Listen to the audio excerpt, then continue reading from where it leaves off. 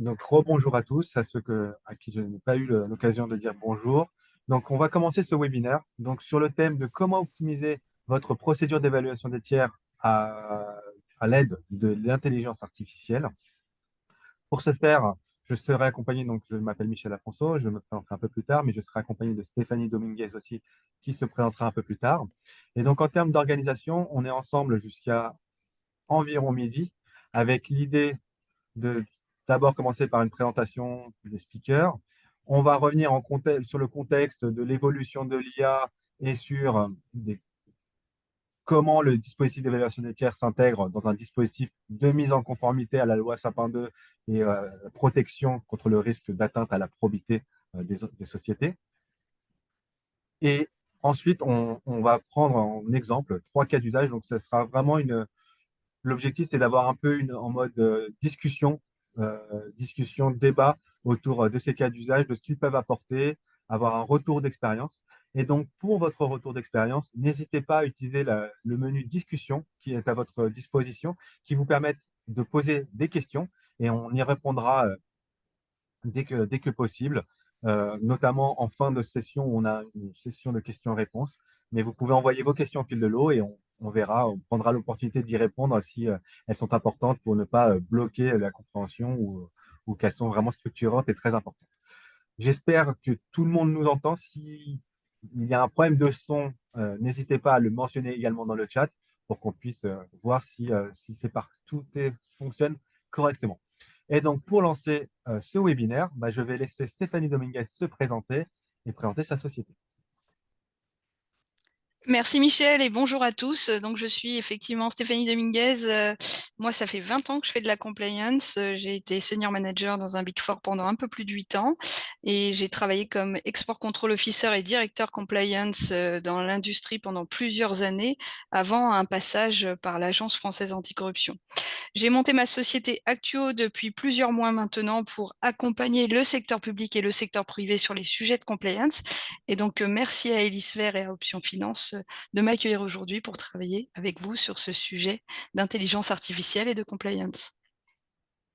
Merci, merci à toi Stéphanie surtout. C'est très intéressant et ton angle de vision qui est à la fois consultant, à la fois métier et à la fois aussi superviseur de par ton passage est vraiment très enrichissant et apportera beaucoup à tous nos auditeurs aujourd'hui. Je vais rapidement présenter également la société Elisfer pour ceux qui ne nous connaîtraient pas. Donc, Elisfer, c'est un acteur incontournable sur le marché du risk management. On collecte, éditorialise et diffuse de l'information économique, légale et financière et extra-financière sur les entreprises du monde. Tout ça dans un objectif d'aider à la prise de décision stratégique. Donc, généralement, nos modes de fonctionnement, c'est de vous fournir une vision à 360 sur tous les risques financiers, risques de non-conformité, risques risque d'atteinte à la probité. Et on a une vision à la fois de fourniture de données, de logiciels de tech, mais également d'accompagnement. Et bien entendu également dans nos valeurs, en valeurs importantes, il y a l'innovation, la volonté de toujours challenger vos manières de travailler, de fonctionner et de vous fournir des données et des solutions innovantes pour vous accompagner toujours au plus près de vos besoins et enjeux. Autre valeur importante, l'implantation nationale et la proximité. Donc, on voyait sur cette slide qu'on a une proximité pour être au plus près de nos clients et de nos enjeux, puisque nous sommes présents sur tout le territoire français. Mais pas que, puisque nous couvrons également le monde entier au travers d'un réseau de partenaires. C'est-à-dire que même si Elisfer est une entreprise française avec tous les serveurs et données hébergés en France, nous permettons à nos clients d'accéder à de la donnée sur les tiers partout où qu'ils soient, grâce à ce réseau de partenaires qui sont eux-mêmes des leaders ou des challengers très très bien placés sur le marché et donc qui permettent d'avoir la meilleure donnée pour prendre des décisions et surtout pour fournir un niveau de service équivalent ou similaire sur l'ensemble des territoires où que soient vos tiers. On a trois domaines d'intervention. Le risque management, donc essentiellement le risque financier, qui était un peu le risque de crédit et le risque de rupture de la supply chain donc, au travers d'un score de défaillance. C'est peut-être par cela que vous nous connaissez bien, mais on a également évolué vers d'autres types de risk management. Le data marketing, donc l'aide et l'assistance pour détecter des opportunités et les transformer en clients. Le risque de non-conformité, donc au travers de la capacité à gérer le risque, ce qu'on faisait avec le risk management, mais aussi à gérer le risque de non-conformité. Et on a une démarche à la fois où on gère, on collecte des données par nous-mêmes et on travaille aussi avec beaucoup de partenaires où on agrège tout un tas de données issues de partenariats pour, encore une fois, être un peu un hub qui vous permet de mener à bien vos politiques de mise en conformité. Et moi, je suis donc responsable des offres sur la BL conformité. Pour lancer le sujet, en termes de contexte, on va rapidement faire, avant de voir une définition de l'intelligence artificielle, un bref rappel sur l'historique et sur le fait qu'on est sur un concept, même s'il est aujourd'hui très, on va dire, buzzword et très trendy dans toutes les discussions professionnelles et même personnelles. C'est au final un sujet assez ancien qu'on voit apparaître dès les années 50 au travers des systèmes experts, qui est la première matérialisation de l'IA dans nos quotidiens professionnels et surtout et aussi particuliers. On a passé une deuxième étape importante dans les années 80 avec l'avènement du machine learning, avec la progression des technologies liées à l'IA et des ordinateurs notamment. On a passé un autre step en 2013 avec les débuts du deep learning, les réseaux de neurones, qui ont là aussi permis une progression fulgurante de l'efficience et de l'efficacité des dispositifs de machine learning et d'IA. Et en 2017, il y a une autre évolution très structurante avec l'architecture Transformer, qui est celle qui a donné lieu à la naissance des IA génératives, comme peuvent être ChatGPT, Gemini et beaucoup d'autres, qui, elles aussi, ont marqué une progression importante dans les possibilités et dans les enjeux et les gains qu'on peut obtenir en utilisant de l'IA de manière pertinente. Donc, quand on parle d'IA, il y en a plusieurs typologies, on les a un peu vues, mais globalement, déjà, en termes de définition, donc c'est la définition Wikipédia de mémoire, ici, l'intelligence artificielle, c'est des technologies qui vont permettre aux machines de reproduire des fonctions cognitives humaines, comme la reconnaissance de cas, la planification ou encore la prise de décision. Donc, c'est important, c'est que l'IA ne réfléchit pas par elle-même, elle reproduit des mécanismes pour aboutir au même résultat. Mais le raisonnement et la manière d'arriver à ce raisonnement est propre à l'IA et n'est pas exactement les mêmes mécanismes d'intelligence cognitive de l'humain. Mais on arrive au même résultat et c'est ça l'enjeu autour de l'IA. En termes de moyens, donc on a trois typologies d'IA, on en a un peu parlé. On a les systèmes experts qui sont là, quelque part, un moyen de reproduire avec des règles métiers, généralement symbolisées par si, alors. Et donc, on va pouvoir mettre en place reproduire un grand nombre de mécanismes et de systèmes de réflexion basés sur des règles de l'humain. Le deuxième step, on l'a vu, c'est le machine learning. Là, si dans le système expert, on devait écrire la règle, donc on devait partir d'une mécanique humaine, le machine learning va donner un objectif à l'IA, et c'est l'IA qui, au travers de la définition généralement d'une équation, qui va définir le meilleur moyen d'arriver à l'objectif qui lui est attribué. Donc ça, c'est du machine learning et c'est une autre mécanique qui s'est développée. Et enfin, l'IA générative, elle, donc, elle est basée sur les réseaux neuronaux et sur le modèle Transformers. Et en fait, sa spécificité, c'est qu'elle va être en capacité de traiter du langage naturel, voire de générer du contenu. C'est-à-dire que ce n'est pas simplement générer une donnée, mais elle va être capable de prendre en entrée soit une image, soit du texte, soit de l'audio, soit un multiple types de prompts à travers ce qu'on appelle du coup le prompt, de faire la réflexion et d'aboutir au résultat par elle-même. Et c'est ça qui définit l'IA générative, c'est sa capacité à produire des choses, produire du contenu et du contenu de façon complexe, avec un raisonnement, avec du texte, voire de l'audio, et donc aboutir au même, à, à générer une réflexion et pas simplement un résultat statistique qui peut être un indicateur comme le faisait par exemple le machine learning.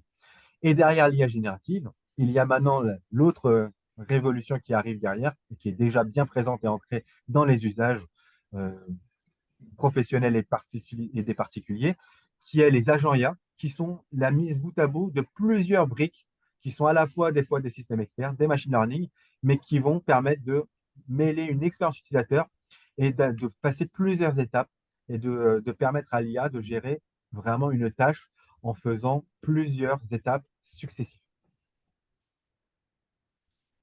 Quels sont les gains espérés? Eh bien, les gains espérés, bien entendu, il y a d'abord l'augmentation de la productivité, améliorer l'efficience et surtout, non pas remplacer l'humain dans toutes ses fonctions, mais remplacer l'humain sur les tâches, on va dire, répétitives et à faible valeur ajoutée pour justement augmenter et concentrer l'humain là où son expertise et sa vision sont nécessaires. Donc l'idée, ce n'est pas de remplacer l'humain, c'est de remplacer l'humain là où il n'a pas de valeur ajoutée, de l'augmenter pour lui permettre d'arriver à un meilleur résultat. La deuxième, c'est d'accroître la compétitivité. Forcément, si on augmente la productivité et l'efficience, on améliore la compétitivité des entreprises et on améliore aussi considérablement l'expérience des utilisateurs. Puisque si on les déleste de la charge mentale et des tâches qui peuvent être un peu rébarbatives ou répétitives, eh bien, on les permet de se concentrer là où ils ont de la valeur ajoutée et mieux les valoriser et de les accompagner au quotidien. C'est pour ça souvent qu'on parle d'assistants ou d'aide pour augmenter les compétences de l'humain et non pas de remplacement des compétences humaines. Et enfin, bien entendu, quand on fait tout ça, l'objectif final, c'est aussi d'améliorer la pertinence de ce qui est fait. Et donc, on a vraiment des gains espérés qui sont multiples et peuvent déjà être bien présents. J'ai passé. Donc maintenant, avant de rentrer sur les fondamentaux de dispositifs de lutte d'atteinte à la probité avec Stéphanie, on voulait vous poser un premier sondage. Donc vous avez un onglet qui s'appelle Interactivité qui vous permet de répondre à cette question. Et donc c'est la première question, c'est avez-vous défini les critères de risque de vos tirs? Oui, non, question binaire. Et en fait, avant la séance de questions-réponses, on reviendra sur les résultats de toutes les questions et sondages que l'on aura lancés lors de ce webinaire. Donc, je vais laisser Stéphanie prendre le lead sur la prochaine slide et n'hésitez pas donc à vous rendre dans l'onglet Interactivité pour répondre à ce sondage. Merci Michel. Donc, quand on parle de la question des critères de risque de vos tiers, c'est est-ce que vous avez défini finalement, est-ce que vous avez configuré, est-ce que vous avez réfléchi en amont à quels sont les critères de risque de vos tiers dans le sens évaluation de l'intégrité des tiers, que ce soit des tiers qui viennent du secteur public par rapport à un chiffre d'affaires stratégique, des tiers qui sont dans des pays à risque ou encore des tiers qui sont tout simplement stratégiques pour vous, pour des questions technologiques. Hein, la structure d'un programme de conformité globale fonctionne de manière assez similaire, que ce soit en blanchiment, en RSE, en export contrôle ou encore en prévention de la corruption et des atteintes à la probité. On démarre toujours par une cartographie des risques. Et ce qu'on a échangé avec Michel, c'est que l'intelligence artificielle, demain, sur la cartographie des risques, aura forcément un impact, puisque quand on structure une cartographie des risques, que ce soit dans la gestion des risques, l'énumération des processus, les facteurs aggravants, la notation, etc., le plan d'action qui est mis en place, s'il y a des sujets d'intelligence artificielle derrière qui peuvent venir, comme le disait Michel, améliorer l'expérience dans le cadre de la cartographie des risques et aider le compliance officer 2.0, le compliance officer de demain, à travailler sur ces sujets, ce sera forcément bénéfique dans la fluidité et dans l'avancement du programme de conformité. De la même manière, sur le code de conduite et les procédures, encore une fois, le déploiement de ces sujets, que ce soit au niveau du groupe ou des filiales, pourra être aidé par les technologies à venir. Et l'un des sujets stratégiques, c'est aussi l'évaluation de l'intégrité des tiers, bien sûr, puisque là, l'intelligence artificielle aura tout son rôle à jouer dans l'accompagnement de la structuration de cette mesure avec le compliance officer. Que ce soit dans les remontées de presse négatives, dans les KPI par rapport aux tiers à risque flagués rouge, vert, orange et remontés pour la gouvernance, pour les comités d'audit, pour les commissaires aux comptes ou encore pour les autorités. l'intelligence artificielle sera utilisée à bon escient sur cette mesure qui nécessite encore aujourd'hui énormément de déploiement au sein du secteur public et du secteur privé. Un autre aspect où l'intelligence artificielle aura, selon moi, une carte à jouer, et j'en parlais encore ce matin avec différents compliance officers, c'est le sujet des contrôles comptables. Alors on me dit souvent, voilà, c'est difficile, de par la cartographie, de passer d'une cartographie avec des risques et des processus au contrôle comptable. Eh bien, là encore, je pense que l'intelligence artificielle, demain, pourra nous aider, nous, compliance officers, à travailler sur ces sujets, à mieux déployer les contrôles comptables, en partant des typologies de risques et des processus de la cartographie des risques, avec bien sûr en collaboration du contrôle interne et de l'audit interne. Les lignes d'alerte, le monitoring ou encore les sanctions disciplinaires, il sera aussi dans les outils actuels qui vont être améliorés grâce à l'intelligence artificielle. Il sera aussi une obligation finalement du compliance officer de travailler sur ces sujets avec les technologies à venir. Et ce sera aussi intéressant de voir dans les remontées d'alerte, dans le suivi des signalements, dans le déploiement de ces process, dans les remontées d'indicateurs, comment l'intelligence artificielle peut aider le compliance officer et plus globalement le groupe à améliorer son programme au quotidien.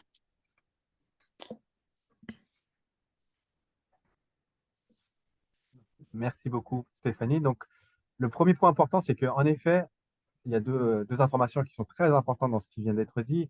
C'est que, premièrement, les usages de l'IA sont multiples. Tous ces parties, tous ces piliers des dispositifs de conformité peuvent être augmentés, améliorés au travers de l'IA. Et il y a des potentiels qui sont forts, plus ou moins forts selon le pilier. Mais au final, ça reste quand même un socle sur lequel il faut travailler avant de déployer l'IA. C'est-à-dire que si le dispositif n'est pas pensé en amont, construit pour être augmenté par la suite euh, avec l'IA, eh bien, c'est un premier facteur clé de succès de votre projet IA, c'est avoir mis en place déjà un dispositif de conformité robuste, pertinent et préétabli avant de penser à comment l'IA va venir l'augmenter. C'est le fameux adage shit in, shit out. Si en fait on a un dispositif qui en amont n'est pas bien rodé, eh bien l'IA ne parviendra pas à donner la plénitude de son potentiel et de l'augmenter de manière considérable. Et donc maintenant, la, la question qui vient, et donc je vous rappelle que vous avez l'onglet interactivité pour répondre à ce deuxième sondage, c'est aujourd'hui, disposez-vous d'une procédure formalisée, écrite et précise sur les sujets suivants, hein, politique ado, qui est la procédure d'évaluation générale des tiers, une procédure dédiée au traitement des correspondances et des faux positifs, comment on détermine ce qui est un faux positif ou un vrai positif quand il se présente, et même une procédure de traitement des signaux d'alerte. Certes, il y a la volonté de faire remonter des reds ou des red flags ou des orange flags, mais la question c'est est-ce que vous avez une procédure qui explique à vos utilisateurs que faire lors de la survenance de tel ou tel red flag et quelles mesures de mitigation ou d'atténuation doivent être mises en place. Donc voilà, n'hésitez pas à répondre. Vous pouvez répondre à plusieurs choix ici sur ce sondage et on reviendra sur les réponses et vos retours à la fin de cette session. Maintenant, on va passer dans la troisième partie de notre présentation, qui sont, on a vu que l'usage de l'IA sont multiples, et donc on ne pourra pas être aujourd'hui exhaustif et vous présenter toutes les possibilités. Donc, on a choisi avec Stéphanie de se concentrer sur 3 use cases qui existent et sur lesquels on a des retours d'expérience à vous faire et qui permettent de donner des éclairages sur ce qui peut être fait et comment ça peut être fait. Et le premier use case que l'on a choisi de travailler, c'est celui du BPM, du Business Process Management. Donc, on est sur une typologie de système expert, puisque le BPM ou la gestion des processus métiers, on peut aussi parler de compliance automation, hein, pour faire le parallèle, c'est ce qui permet d'avoir une vue d'ensemble du processus métier et des interactions pour l'automatiser. Donc, en fait, tout à l'heure, on parlait de système expert pour automatiser. Eh bien, l'idée ici, c'est que la brique et la plateforme, notamment la solution digitale qui va on va dire, organiser votre processus, votre procédure d'évaluation des tiers, soit en capacité d'automatiser et de gérer l'orchestration de la procédure de décision depuis son début, depuis sa formalisation jusqu'à sa décision, et voire même a posteriori pour relancer s'il y a des informations à reprendre, à revalider. Et donc, on est au cœur de ce que est capable de faire l'IA, c'est-à-dire vous assister, c'est-à-dire que l'IA n'est pas simplement une brique technologique, mais c'est une limite un ETP qui participe à fluidifier, à réaliser des tâches pour le compte. Donc l'IA devient une ETP de votre entreprise, un assistant au compliance officer, pour s'assurer que le dispositif et que la procédure qui a été rédigée en amont est respectée. Et quoi de mieux que pour respecter une procédure que de quelque part forcer un peu la réalisation des tâches ou fortement obliger les utilisateurs à suivre une manière de procéder. La conformité, encore une fois, ce n'est pas simplement un résultat, une prise de décision, oui, non, peut-être, ou sous condition, c'est surtout une manière de prendre cette décision, et il n'y a pas de bonne et de mauvaise décision, il n'y a que des décisions qui ne sont pas assez documentées ou sur lesquelles on n'a pas assez fouillé, parce que l'objectif, ce n'est pas de prendre la décision, c'est surtout de prendre la décision avec les mesures d'atténuation qui vous permettra de mettre en place cette relation. Donc, l'automatisation, elle peut porter sur plusieurs choses.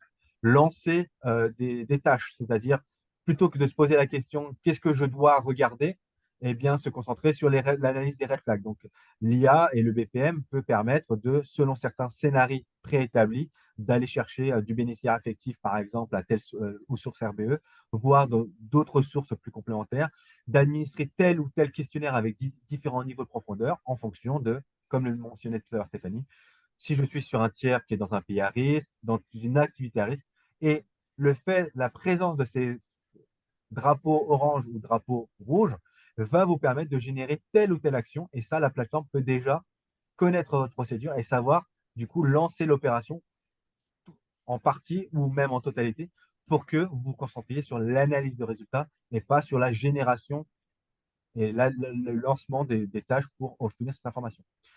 Autre tâche qui peut facilement gérer le workflow de validation. Une escalade, quand tel ou tel symptôme ou situation est arrivé, peut être généré par la plateforme. Donc, on a tout un tas de mesures et de procédures de tâches qui peuvent être lancées, qui sont souvent rébarbatives et qui créent de la charge mentale chez les utilisateurs, qui peuvent être totalement automatisées par une solution digitale qui contient une brique de BPM.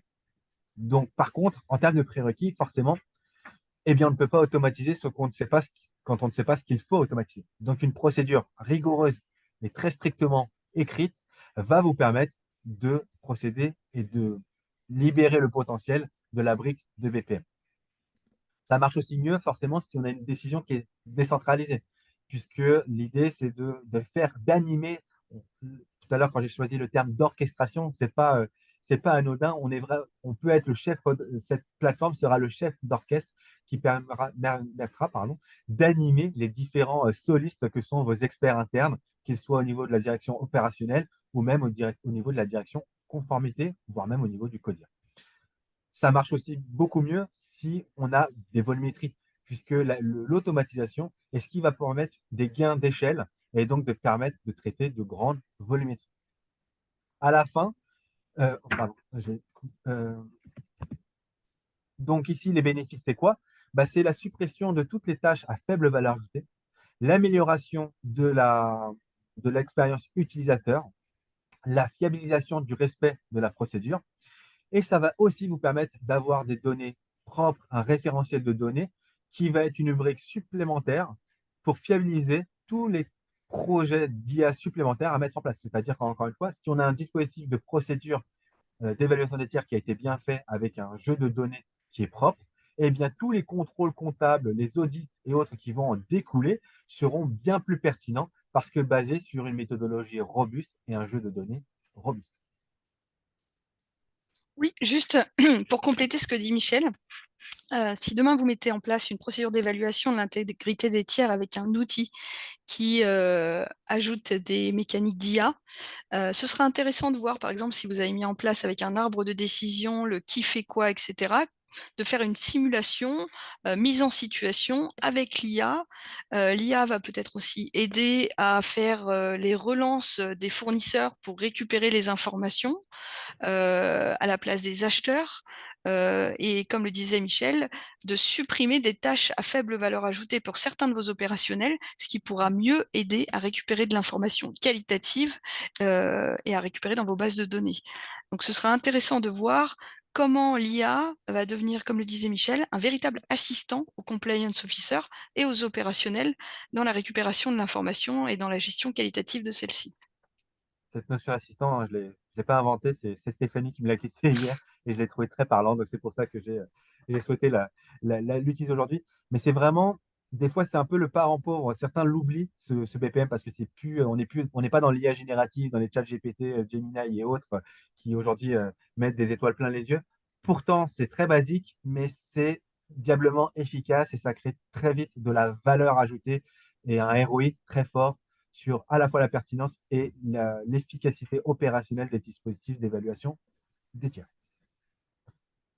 Euh, donc du coup, bah, forcément, petit sondage. Donc retour à l'onglet interactivité avec cette fois une question. Aujourd'hui, si votre solution digitale comporte-t-elle une brique d'automatisation BPM? Et donc, voilà, là, il y a une seule réponse possible. Je n'ai pas de solution digitale. Ma solution, j'en ai une solution digitale, mais elle n'a pas de BPM. Ma solution automatise une partie du BPM ou c'est une solution vraiment qui a une fonction très avancée qui automatise l'ensemble et en profondeur le dispositif d'évaluation des tiers. Donc, n'hésitez pas à répondre, à nous apporter vos éclairages. On y reviendra dans quelques minutes, puisqu'on a un deuxième cas à traiter d'agent IA. Et ça, c'est un projet qui est actuellement en bêta chez Elisphère et qu'on travaille en bêta fermée pour peaufiner et pour améliorer. C'est un agent IA qui va permettre d'aller compléter les prestataires bien connus qui vous fournissent des informations sur la réputation de vos tiers. Et donc, l'objectif de cet agent IA, bah, il est assez simple. Il est d'aider vos utilisateurs dans la recherche d'informations de négatives et de controverses presse complémentaires aux bases de données privées comme Dow Jones, LexisNexis, LSEG, Acuris et autres prestataires. Et donc, l'idée, en fait, c'est que de cet agent IA, c'est qu'il va à la fois lancer les recherches Google, donc remplacer les fameuses 10 ou 15 recherches Google que je lance sur des mots-clés.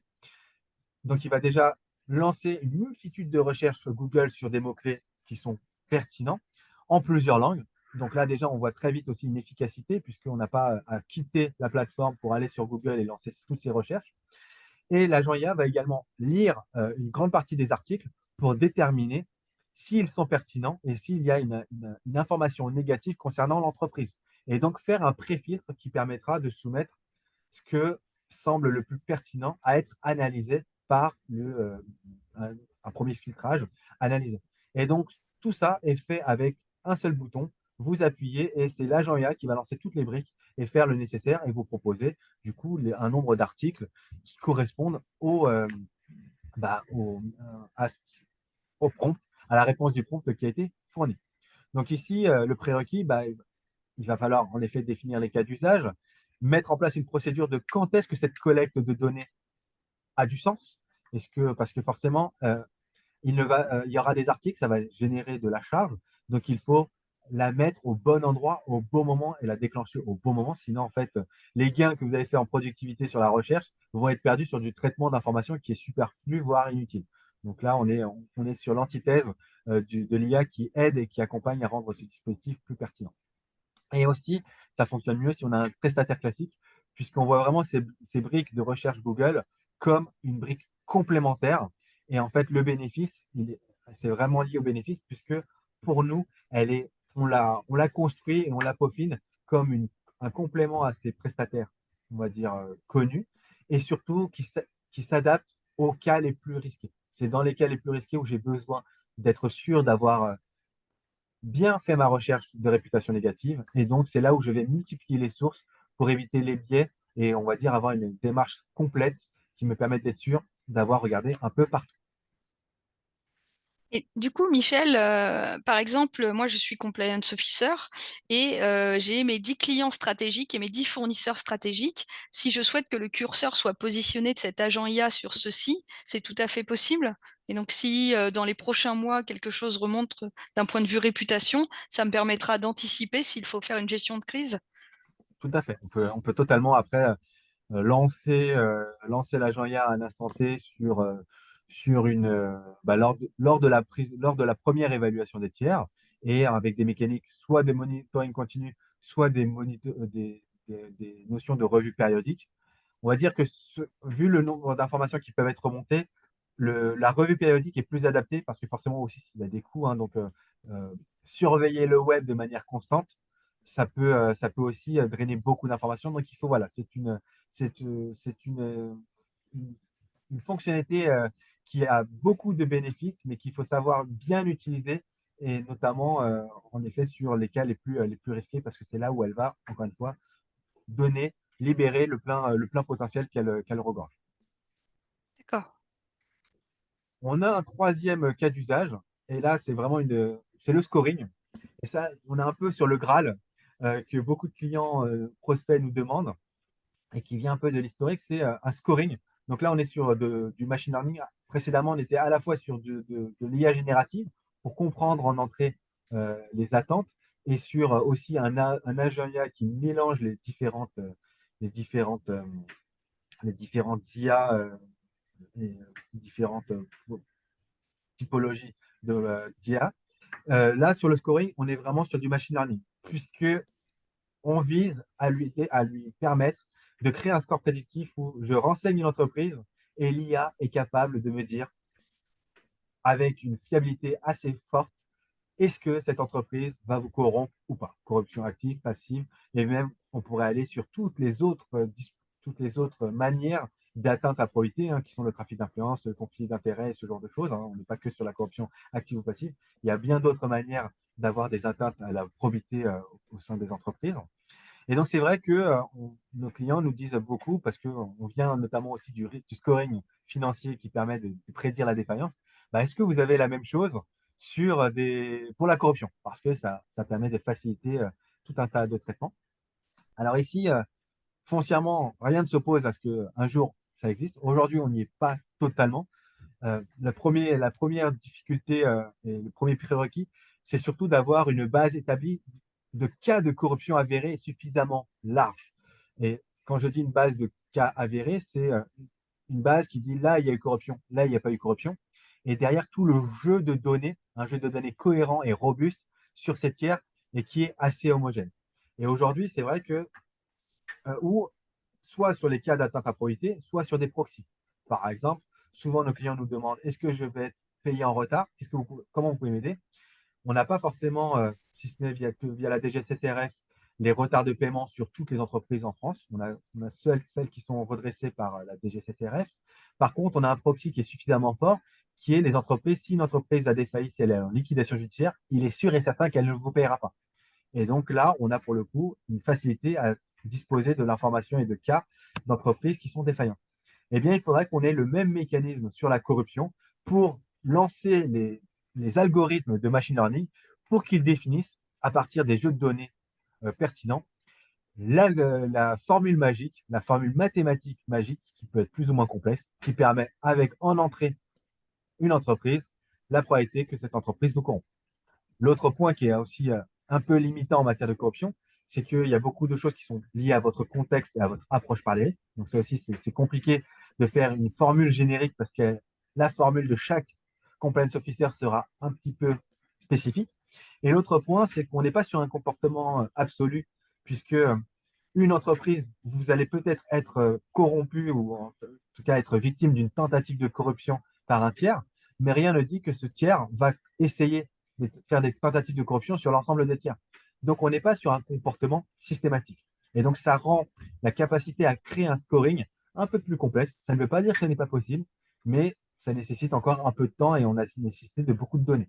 Et c'est là où, en fait, la mise en place d'un dispositif de procédure d'évaluation concret et robuste bah, peut ouvrir dans le temps bah, la capacité à faire tourner un LLM, donc un machine sur vos propres cas pour, quelque part, créer ce scoring propre à vos dispositifs sur un jeu de données que vous aurez construit petit à petit avec un dispositif d'évaluation qui utilise d'autres méthodes et IA qu'on a vu précédemment. Donc voilà, c'est un Graal, mais en fait, c'est une étape, il y a des étapes au préalable, et ce qu'on a vu avant sont d'autres matérialisations qui vous permettront potentiellement dans le futur d'atteindre ce niveau de sophistication et ce niveau d'aide à la décision dans les vals de votier. Alors, j'ai dit qu'il y a des questions. Euh, donc voilà, donc là, avant de passer sur les questions-réponses, on va vous poser une dernière une question et un dernier sondage. Donc on a parlé de différents cas d'usage. On a parlé voilà, du module d'agent IA de recherche réputationnelle. On a parlé du score de conformité. J'en ai cité d'autres. Donc, selon vous, quels seraient les cas d'usage qui présentent le plus de potentiel et sur lesquels vous aimeriez le plus dialoguer, hein? Alors aujourd'hui, ça risque d'être un peu compliqué parce qu'encore une fois, on est pris par le temps, mais n'hésitez pas, on pourrait imaginer avoir des discussions et de se contacter par ailleurs pour traiter ces différents sujets. Mais je serais curieux, en effet, que vous nous disiez quels sont, selon vous, ceux qui présentent le plein potentiel. Et pendant que vous remplissez et répondez à ce sondage, euh, on va regarder les différentes questions qui se sont posées. Et donc, j'ai une première question qui était agent IA réputation pertinent, mais uniquement pour les tiers catégorisés à moindre risque, par opposition à une recherche manuelle dédiée à des tiers plus risqués, dans une logique que de tunnel volume risque peut-être. C'est en effet, c'est en effet une très bonne question. Et là, on rejoint un peu l'OSINT. C'est vrai que souvent, l'usage de prestataires, de bases de données de prestataires peut générer un coût et on se dit, bah, une recherche Google peut être plus simple. Là, l'agent IA, comme il va encapsuler un grand nombre de mots clés, euh, Mm. et donc il va générer quand même normalement des retours importants qu'il faudra traiter. Donc, le module IA tel qu'il est généré aujourd'hui, je le prioriserai pour des cas à fort risque où j'ai vraiment envie d'avoir ceinture bretelle pour me sécuriser et faire investiguer un champ des possibles très important. Sur des cas à faible valeur ajoutée, où vous ne voulez pas forcément dépenser des milliers et des cents, peut-être qu'une recherche sur un ou deux mots-clés peut être intéressant. C'est-à-dire, voilà, en fait, c'est moduler le nombre de mots-clés qui vont être intégrés, parce qu'en effet, peut-être qu'une simple recherche corruption avec le nom de votre tiers, eh ben, si ça remonte beaucoup d'informations sur la première page de Google, eh ben, on va regarder et ça fait déjà le job. On va pas peut-être aller sur tous les trafics d'influence, probité et tous les synonymes ou mots ou proxy du mot corruption parce que là, pour le coup, ça engagerait beaucoup de temps pour des cas à faible valeur ajoutée ou à faible risque plutôt, où finalement, le but n'est pas d'y passer un temps absolu. Euh, est-ce qu'il est-ce qu'il y a une autre question? Précision, l'agent IA.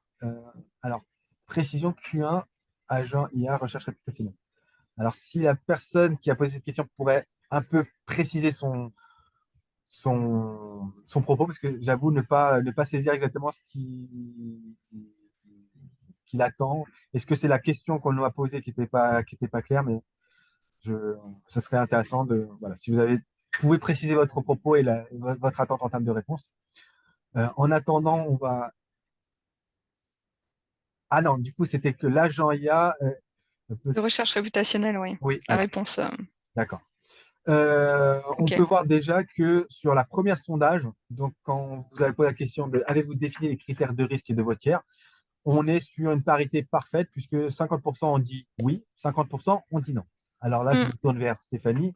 Qu'est-ce que ça inspire le consultant Et on va dire sur les 50%, oui, tant mieux, parce que c'est stratégique dans la configuration de la mesure sur l'évaluation de l'intégrité des tiers. Sur ceux qui ont dit non, c'est clairement un travail à faire crucial en amont et qu'il sera important. Alors, quand on parle de critères de risque, hein, c'est aussi le recensement des tiers, hein, tout simplement. Ça part du principe que dans votre ERP, dans votre système interne, les tiers sont bien référencés. Si vous avez un SAP ou autre, pour la France comme pour l'étranger, et ça part du principe que vous êtes capable de dire quels sont vos tiers actifs ou inactifs, quels sont vos tiers stratégiques, quels sont vos tiers à risque, vos tiers en lien avec le secteur public, heu, ou encore, les tiers qui sont, technologiquement, dont vous êtes technologiquement dépendant, par exemple. Donc toute cette recherche doit être, tracée, formalisée et effectuée en amont, avant de mettre en place, votre outil d'évaluation de l'intégrité des tiers qui derrière effectivement sera, renforcé, par, les agents IA et par, l'intelligence artificielle, plus globalement. Alors, Et ça a un peu donc évolué, on est maintenant à 52-6, 47-4, mais bon, globalement, on est sur une parité. Euh, on a une autre sondage à la question 2, donc c'était disposez-vous d'une procédure formalisée. Donc, on était à 80% qui ont une politique cadeau, 66,7% qui ont une procédure d'évaluation générale, 20% qui ont une procédure de traitement des correspondances et 33% qui ont une procédure de traitement de signaux d'alerte détectés. bon, j'espère que votre politique cadeau n'a pas été faite par ChatGPT uniquement, hein. L'idée d'avoir une politique cadeau, c'est effectivement une très bonne, une très bonne pratique. C'est souhaité dans le cadre des recommandations de l'Agence française anticorruption, des guides sur les cadeaux et invitations qui sont sortis et plus globalement dans le cadre d'une bonne gestion d'une entreprise. Euh, Encore une fois, demain, il n'est pas exclu que l'IA puisse aider, que ce soit dans la gestion des registres cadeaux, dans la créativité sur la manière dont vous communiquez sur votre politique cadeau en interne. Là, on parlait de chatbot d'aide en direct, à l'utilisateur. Bah, j'ai des clients qui, dans leur code de conduite, ont fait un petit bonhomme et ce petit bonhomme, bah, demain, ça peut être un chatbot qui, en tirant, les éléments, du code de conduite, peut aider à la prise de décision à l'aide des collaborateurs avec de l'intelligence artificielle. On peut réfléchir à des choses comme ça demain, encore une fois, à des petits assistants des compliance officers pour aider au quotidien dans un cadre bien sûr contrôlé par le compliance officer.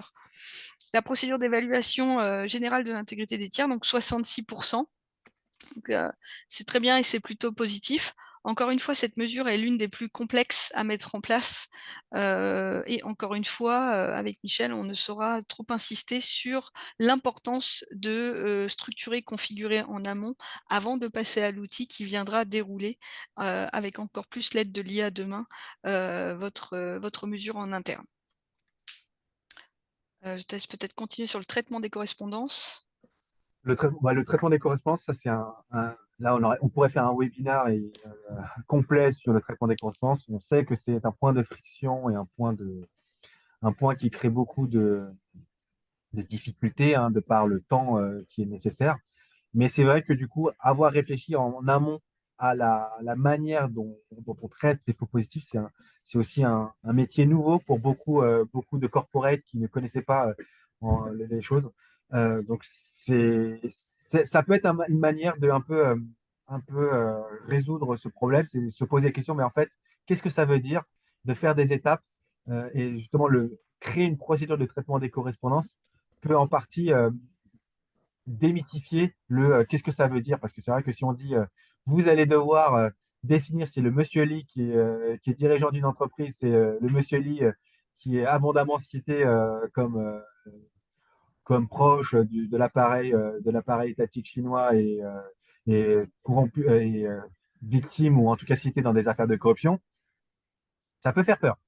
Et en effet, alors que montrer que l'idée, encore une fois, c'est pas forcément d'avoir la bonne réponse, mais c'est d'avoir montré que le raisonnement a été bon.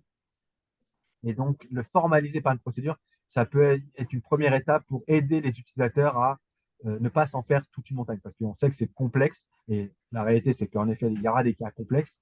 Mais l'idée, encore une fois, de dire le but n'est pas forcément d'atteindre le résultat 100% des cas, mais de mettre en place ce qu'il faut pour atteindre le résultat le plus régulièrement possible est déjà une partie, une manière de traiter le problème. Et donc, cette formalisation de la manière de faire en interne est je pense, une chose qui peut apporter une valeur à vos utilisateurs. De la Et même manière, on est sur la même chose avec les procédures de traitement des signaux d'alerte. On pouvait entendre à un moment que l'objectif de la plateforme d'évaluation des tiers, c'est c'est de prendre la décision. Alors, c'est vrai, foncièrement, mais en fait, la prise de décision, c'est le début de l'histoire. Parce que le but de la décision, normalement, est de construire le bon cadre dans lequel la relation va pouvoir se faire. Et en fait, c'est vraiment le début de l'histoire. Quand on arrive à la décision, on a fini l'introduction, voire le chapitre 1, l'exposition du livre. Et maintenant, la relation commence. Et par contre, si on a raté l'introduction, bah, potentiellement, la fin de l'histoire risque d'en pâtir. Et donc, c'est pour ça qu'il faut bien, encore une fois, préparer et se dire qu'est-ce qui se passe. Il ne faut pas se fermer des portes en disant j'ai un signal d'alerte, c'est la fin. Il faut trouver le moyen de continuer à travailler avec ce tiers ou d'atténuer le risque. Et en effet, le refus de travailler avec un tiers, c'est la bombe atomique à ressortir en dernier ressort. Il y a une question sur le terrain, d'une manière générale, les salariés sont réfractaires à l'IA, même s'ils reconnaissent que ça peut les aider. Votre avis sur cette contradiction? Alors moi, j'aimerais bien répondre à cette question parce que ça fait 20 ans que je fais de la compliance et j'ai toujours été passionnée par ces sujets de conformité réglementaire, d'éthique et en lien avec les valeurs de la société. Et j'étais, je pense, l'une des premières réfractaires à l'IA. Parce que j'avais peur, des conséquences, de l'intelligence artificielle, notamment sur nos métiers qui sont, profondément humains. Et puis en échangeant, en regardant l'IA Act, en échangeant avec Michel sur ces sujets, je pense aujourd'hui, que, ça peut être une assistance absolument indispensable. Il faut évoluer avec son temps, avec les technologies et l'IA, va faire partie, de notre quotidien demain. Il y avait un slogan qui disait, «Sans contrôle, la puissance n'est rien». Eh bien, je pense que ça peut tout à fait corroborer avec, ce qui arrive avec l'intelligence artificielle dans nos métiers, de compliance officer et sur ces sujets de valeurs et d'éthique. Eh bien, c'est là où, le compliance officer aura aussi, avec sa direction, une carte à jouer dans la manière de contrôler la gestion, de cette intelligence artificielle et des outils qui vont venir, accompagner, l'évolution des groupes. Je rajouterais juste, je suis totalement aligné avec ce qu'a dit Stéphanie. Et la deuxième chose, je rajouterais la notion c'est vrai que l'IA peut faire peur parce qu'elle dans certains, elle est porteuse de menaces de suppression du poste. Donc, on peut se dire qu'on est en train de scier la branche pour un salarié. On peut se dire qu'on est en train de scier la branche sur laquelle on est assis. Donc, ça peut faire peur. Mais il y a aussi l'autre point où c'est vrai qu'on est souvent confronté quand on discute quand on discute avec vous sur la principale difficulté que vous rencontrez, c'est le manque de ressources.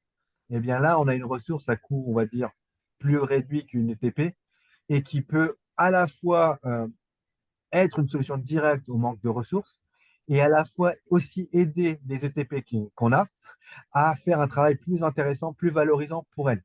Donc, c'est une relation win-to-win, mais après, il faut en effet, euh, voilà, il faut bien travailler ces use cases. C'est que, encore une fois, déployer de l'IA pour déployer de l'IA, ça ne marchera pas. Il faut qu'à la fin, le ROI, et ça, c'est un point très important.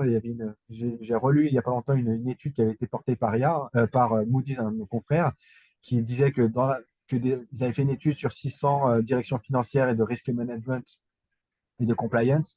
53% avaient déclaré adopter ou être en train de tester des use cases IA. Et l'une des choses qui était intéressante, c'est que par contre, il y avait une proportion non négligeable qui ne mesurait pas le ROI. Donc en fait, là, le risque, c'est de faire en effet de l'IA pour faire de l'IA, pour dire que je fais de l'IA, mais quelque part, si elle n'apporte pas, si elle n'est pas porteuse de gains, et ben, le projet, soit ça, c'est la porte ouverte à finalement remplacer des humains parce que on n'est pas capable de mesurer l'efficacité de cette IA et est-ce qu'elle fait mieux le travail, ou au pire, on a remplacé des IA par des humains et on se retrouve avec une pertinence qui est bien moindre et potentiellement des risques qui ne sont pas maîtrisés et qui pourraient porter de gros préjudices à l'entreprise dans la suite. Donc, c'est vrai que voilà, c'est ambivalent, mais il faut bien cadrer le projet, ce qu'on attend de l'IA, et surtout mesurer le résultat pour derrière montrer à vos collaborateurs, qu'ils soient dans la direction conformité ou même dans d'autres directions, qu'au final, cette IA, elle était là pour les accompagner et les aider. En effet, Absolument. les IA qui remplacent totalement sont, sont pas porteuses d'engagement et de, de, de perspectives joyeuses. Par contre, celles qui augmentent et qui permettent d'accompagner et de faciliter le travail et la pertinence et la gestion des risques, là, il faut investir massivement dessus. Et on avait sondage question 3 sur est-ce que votre solution a des BPM. Donc 30% ont des solutions digitales qui n'ont pas de BPM, non, n'ont pas de solution digitale. je vous invite à vous rapprocher de nous pour en discuter. On pourrait vous montrer les perspectives et les, et les bénéfices que vous pourriez tirer à mettre en place une solution digitale. Ma solution, j'ai une solution digitale, mais je n'ai pas de solution de briques BPM, 46,2%, et 15,4% qui ont une solution qui automatise une partie du BPM et 7,7% l'entièreté du dispositif. Et le sondage à la question 4, c'est l'agent IA sur la recherche réputationnelle qui a le plus de potentiel selon vous, à quasiment 80%. 50% ont cité le score de conformité et 28,6% ont cité le chatbot d'aide à l'utilisateur en direct. Donc voilà, il est midi 6, donc on a un peu débordé. Je m'excuse pour ceux qui avaient des contraintes, alors peut-être qu'ils nous ont déjà quittés. Si vous n'avez pas d'autres questions, bah, je vous remercie pour votre temps. Encore une fois, Stéphanie, moi-même, nous sommes à votre disposition et toutes les équipes Elisphère et Actuo sont à votre disposition pour aller beaucoup plus loin sur les sujets. Là, on a effleuré pour éveiller la curiosité, mais ce sont des sujets passionnants et qu'on pourra approfondir avec vous et justement les adapter à votre contexte, à votre situation et voir comment les sujets qui pourraient être le plus générateurs de potentiel d'amélioration et de bénéfices pour vos organisations.